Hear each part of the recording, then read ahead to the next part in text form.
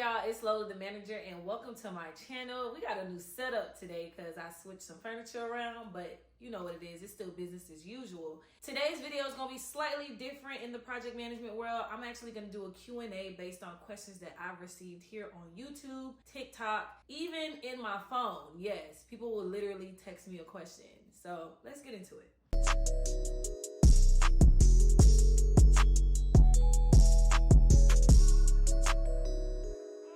All right, first question is, can you explain the difference between a Scrum Master and a project manager?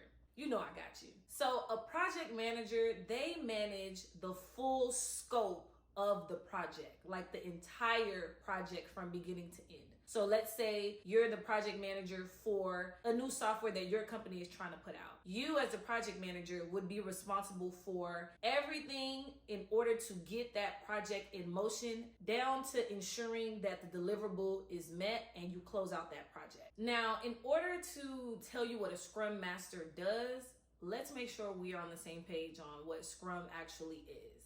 So Scrum is a framework that's implemented to facilitate a project that focuses on teams that self-organize and they're focusing on putting out value. So Scrum teams consist of a product owner, a Scrum Master, and a team, also known as development team, that actually is going to do the work in order to get this. Now, the product owner is responsible for letting the team know, here are the things that we need done for this specific product. They're also prioritizing these things that need to get done, meaning let's do this one first, this one second, this one third, right? So they are constantly reprioritizing what's known as a backlog. This backlog is what holds all these tasks or things that need to be done. The team is the one that self-organizes, so they analyze what needs to be done and they determine how it should get done in these different things called sprints.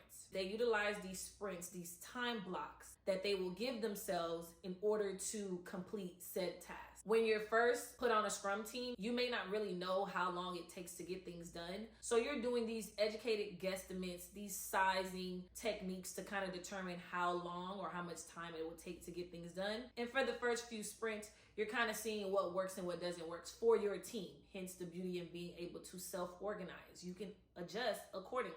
Now, the Scrum Master, their job is to serve as a coach in that they are removing any type of roadblocks that may come in the way of their team getting the work done. Now, when we're looking at the difference between that Scrum Master and the project manager, the Scrum Master doesn't really manage the full scope of the project, where they're looking at the budget, where they're looking at the hours, where they're looking at all these other different things. They're solely focused on the Scrum team and the work that they need to do for that specific project. They may not even know the timeline in which all of this works. They may know the timeline of their sprint, like, hey, we're starting this sprint next week, and this is what we have prioritized for that sprint. But they don't know the timeline in which everything starts, right? And everything finishes. So when you're looking at the difference between a project manager and a Scrum Master, think to yourself, project managers are managing the project as a whole. Scrum managers are managing the Scrum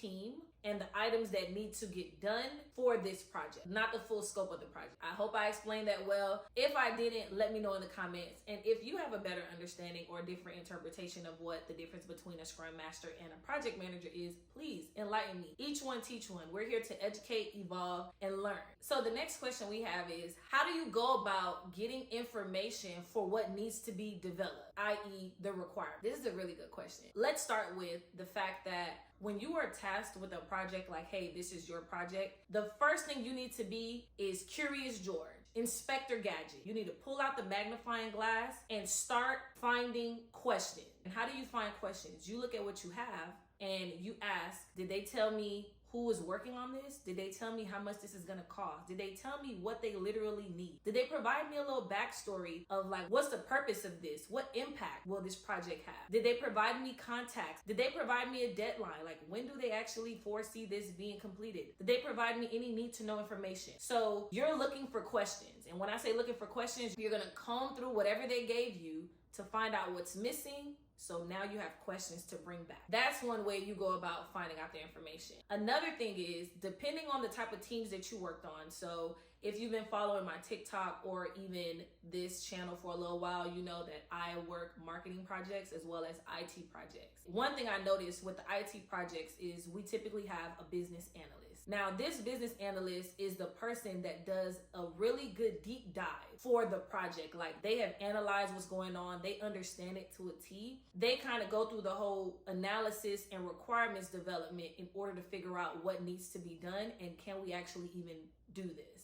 So as a project manager, you and your business analyst are like this. It's besties, okay? Now, when you don't have a business analyst like I don't have on my marketing project, who do you have? Well, we have a resource manager. I reach out to the resource manager to find out, hey, what needs to be done? I'm not understanding, or there's some gaps here. Could you fill them for me? And if the resource manager isn't any assistance, or if the resource manager doesn't have the answers to those questions, then you go directly to the stakeholder. Who put in this request in? Who needs this? Is it the billing department that needs this? So is this an internal team, or is this an external business client that needs this? Let's reach out to them and find out what's going on. And we're gonna do this before the kickoff, because we can't even kick off or plan if we don't have the basic meat and potatoes in order to build out this project. Now, let's say you don't have a resource manager. Well, someone assigned you this project. Maybe you're a program manager. Maybe you have a program management office, aka a PMO. Reach out to them and find out, what do you need to do? I know a lot of my content is geared towards entry-level project managers or those that may not even have any experience and they're just interested in this. There are people in your company that are willing to help, that can help answer questions. Reach out. But what they can't do is force you to reach out. You have to take that initiative on your own. The next question I got is, how do you track budget? And to be honest, I want to start by saying not every project you get, you would be responsible for the budget. It truly depends on the way that company operates and the type of software that's being utilized. Let me explain. When I was working one IT project, I had to provide some budget updates, but I didn't manage the budget. I came in towards the end of the project, so it was a 5-year project. I came in year 3.5, 4. So I was wrapping up the project. I came at the last leg. So they were tracking the budget through Smart Sheets and I think some other software. However, the project managers weren't necessarily in charge of the full scope of the budget. We were just in charge in providing and updating a few parts of the budget. However, the program manager for that entire project, they owned the budget. They managed the budget, which made my life that much more easier. On the marketing projects that I'm currently doing right now, I don't even know where the budget is because I'm not a marketing manager and it is the marketing managers who have these projects that I'm managing. It's the marketing manager that has the budget. So typically the conversation about money in these projects are depending on what's needed in order for the project to take place. For instance, some of those projects require talent. Let's say there's an interview where now we need talent to speak, engage, interact. We need them in wardrobe. Money is behind that. So my thing is just to make sure, hey, do we have the budget for it? The marketing manager confirms yes or no. It's not my job to go find the budget for it. It's not my job to track the budget for it. It's just letting it be known like, hey, this is outside of the scope of just creative team. We actually need talent in this. Do we have the budget for it? Great. And that's that. Now, in this nonprofit that I'm developing, I manage budget. Well, actually, my treasurer and the finance committee manages the budget, but I work with them on the budget. And the way that we plan to operate this program, we will not give project managers the budget to manage. They will know what the budget is and they can provide us an update on what we spent actually, like what we actually did as far as time and stuff like that, but they don't need to go in and allocate the financial resources. I'm also on an IT project team right now where I do have access to our budget for the projects, but what they want me to focus on are the hours in which the resources are working. So reviewing how much time the developers have put in, the QA team puts in, our creative put in, our business analysts put in, that's what we're looking at. In short, to hopefully answer this question. How do I budget it? Honestly, I do it based on how the company has it set up. What software and systems have we utilized to budget or track this money? I've seen us utilize Smartsheet. I've seen us utilize ServiceNow. I've seen us utilize Excel. So it's basic sheets. They're not too overwhelming, but like I said, it's something that it's based on how the company operates, and that's something that they would have to answer for you. Next question is, where do you get project plan templates from? There are multiple answers to this question. The first thing I'm gonna say is, when you're in your interview, one of the questions you should be asking is, do you provide templates and resources in order for me to do my job? Or is it expected for me to have to develop these templates? Like, am I the one that's starting this off, or you guys passing the torch? This is essential because I believe it's a lot of work to develop a template. It's a lot of work to build something from scratch. And if you have to do that, I'm not saying turn down the job. I'm saying ask for more money. Now, where do you actually get it from? So depending on what type of company you are a part of, where they are in their project management development, your company may provide you with a platform that they've already developed templates in. For example, for my marketing projects, we actually use Workfront. And when I came on board, the team already developed different type of project plan templates that I can just copy, and then I just customize it based on my specific project. But they already gave me something to work with. I've done IT projects where we were using Smartsheets. It was very drag and drop, and it would generate your custom project plan. And then there's companies and teams that you'll be part of where they have nothing, and they're looking for you to provide your expertise, recommending a type of software in developing the template from scratch. And the good thing is, the different type of softwares that you use, they typically have like a generic template available that you can start from, but then you're gonna have to kind of create a baseline for the specific company and projects in which you work with. All right, and now we have the last question in this video. What type of documentation do you do? Pretty much, what do project managers need to actually document? One thing about project management, specifically traditional project management, there's documentation on top of documentation on top of documentation. It's insane how much you need to track, but it's all essential. So what I'm gonna do is give you like a brief overview of the different types of documentation that you would need when we look through the 5 phases of the project lifecycle, but also understand that at the end of the day, document what your company needs, what your project needs. I know that project management is this big cloud, but understand that it's also designed for you to customize it as needed. Let's get into it. So in the project initiation phase, we know that this is the part where you have just probably been assigned the project. You need to get more information. You probably need to find out the why, the impact, and all that good stuff for this project before you can even move to the next phase, right? First thing would be the project charter, and this is like a basic little document that kind of lets the project manager know, like, hey, you're the one that's going to start the work on this. Here's some information on the project. Let's get in motion. You also have the project summary, so like a brief overview of the entire project.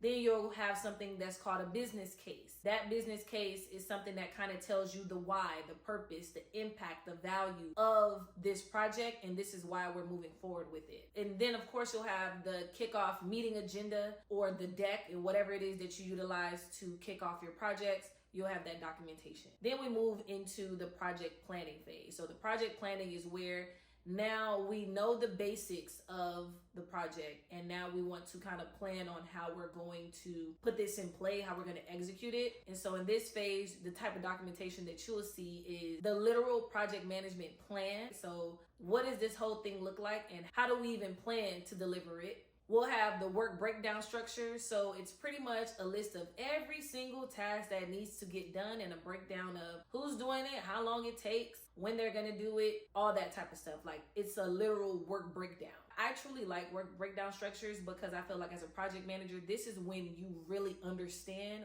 what needs to get done in order for us to do this project. You'll have the project budget, meaning the monies that are involved to pay for resources, whether they be the literal people that have to do the work, whether it be software that we may need, all that type of stuff. We have the project schedule. So these are the literal dates in which we're gonna hit these different milestones in the project, when we're gonna knock out these different tasks. Like, we have literal start and end dates. Then you have the change management plan. So when you create a plan, everything don't always go the way that you would want it to go. So you actually create a plan on how to deal with change throughout this process. And that's what that change management plan is for. You have the scope management plans. That's the plan for what are we gonna do, or how do we manage this scope in a way that we don't have any type of scope creep where, random requests are being made and then now that veers us off track, or that impacts the schedule or the cost in some type of way. We need a scope management plan just to make sure we all know what we got going on here. And then probably one of the most essential documents that you may need in this planning phase is the risk management plan.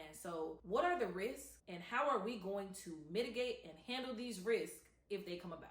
Then we transition into the execution phase. So now the project is in motion. We done kicked off. We is ready to roll. What type of documentation do we need?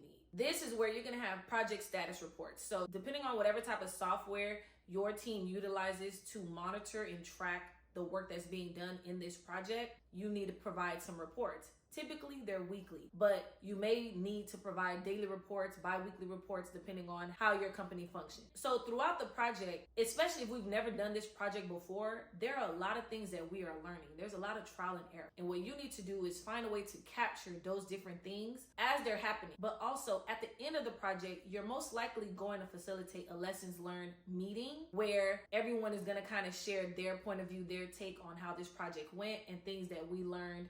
And you probably have a library for all these things to live, so that in the future, if there's another project like this, they have like their own bank, their own library that they can reference, so they don't make the mistakes that we did. This is where you're also going to see like timesheets. So maybe you're responsible for approving different time cards. I know for me, in my current IT project contract, I actually approve the time cards of my developers and my business analysts. It's not my job to say, hey, you did not work this amount of time. I'm just approving and tracking based on the overall amount of time that we have been allotted for this project. So for example, if for this website development project, our developers were allotted 100 hours, I'm just tracking to make sure that we are not hitting that 100-hour mark way before we're supposed to. Because at that point, now we are going to be hitting some budget constraints.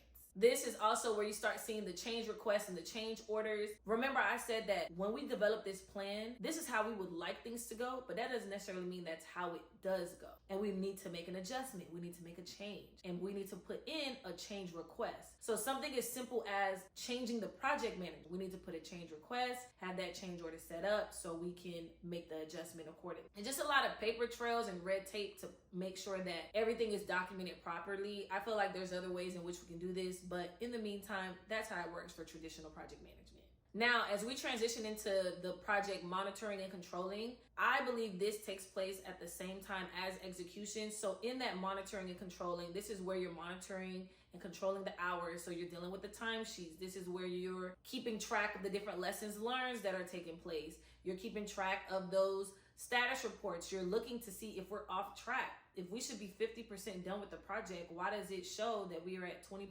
What's going on? So that's happening as we're executing. And then lastly, the project closure. So you may have to do a literal deck, like an actual PowerPoint, a report, or run a status report that shows that this is complete. You may have to host a meeting, a retrospective, whatever the case may be, in order for you to close out this project and officially say it is done. And that's pretty much all the documentation that you may need. If you have other documentation that you think project managers have, please let me know. I will say that I typically see all this documentation in traditional project management. I do not see this when I'm working in the Scrum environment. The Scrum environment, they are not interested in documentation. They are more interested in the individuals and giving the individuals the tools that they need to succeed in order to get the work done. We don't want to go through all this red tape to make a change. We want to make a change right now in real time. And that's all for today's Q&A. I really hope that this was informative and helpful to you.